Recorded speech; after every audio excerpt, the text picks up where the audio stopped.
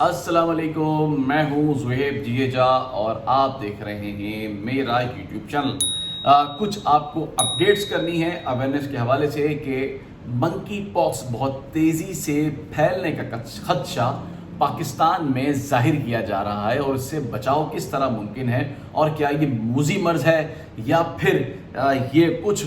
वक्त एक वायरस की तरह रहता है और फिर ख़त्म हो जाता है और ये फैलता कैसे है और पाकिस्तान में ये किस तरह से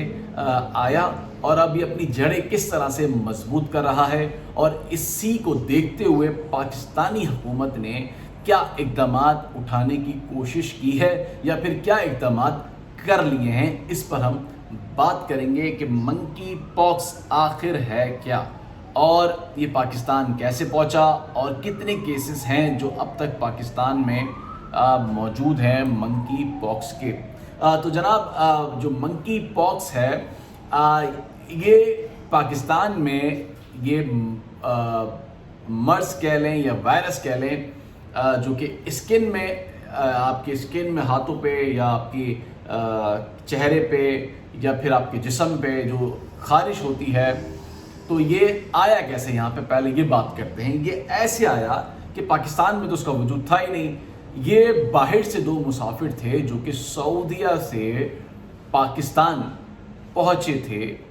तो एक मुसाफिर जो जहाज़ में बैठा हुआ था, उसके बराबर में जो मुसाफिर बैठा हुआ था, उसको जो पहला मुसाफिर था, उसके जो साथ वाला मुसाफिर था, उसको ये वायरस दूसरे मुसाफिर से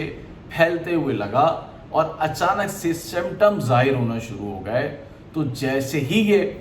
एयरपोर्ट पर उतरे हैं इस्लामाबाद के, तो इनका चेकअप किया गया, इनके खून के नमूने लिए गए, तो पता ये चला कि इनको मंकी पॉक्स की इनमें तशखीस हुई है, यानी कि मंकी पॉक्स जो है वायरस इनमें पाया गया है। तो उसको समझते हुए जो पाकिस्तान की हुकूमत है, उसने फौरी तौर पर पूरे पाकिस्तान में, पाकिस्तान के जो एयरपोर्ट्स हैं वहाँ पर मुतनब्बे किया है कि कोई भी मुसाफिर जो बाहर से या डोमेस्टिक ट्रैवल करता है और उसको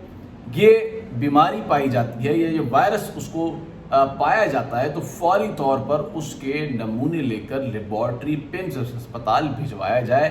ताकि ये तशखीस को फौरी तौर पर फैलने से रोका जा सके।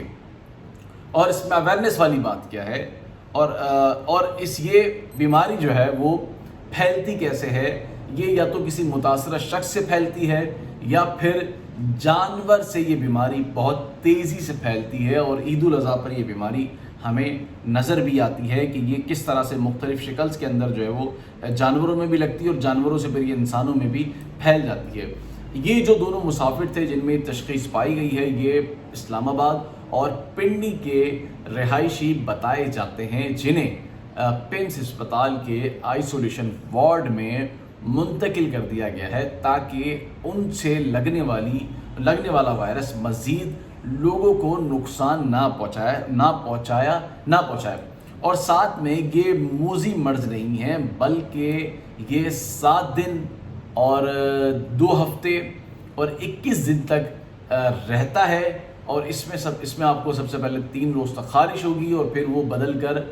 बुखार में आ जाएगी और फिर बुखार आपके जिस्म में रहेगा और ये सांस के ज़रिए, कान के ज़रिए, नाक के ज़रिए, मुंह के ज़रिए,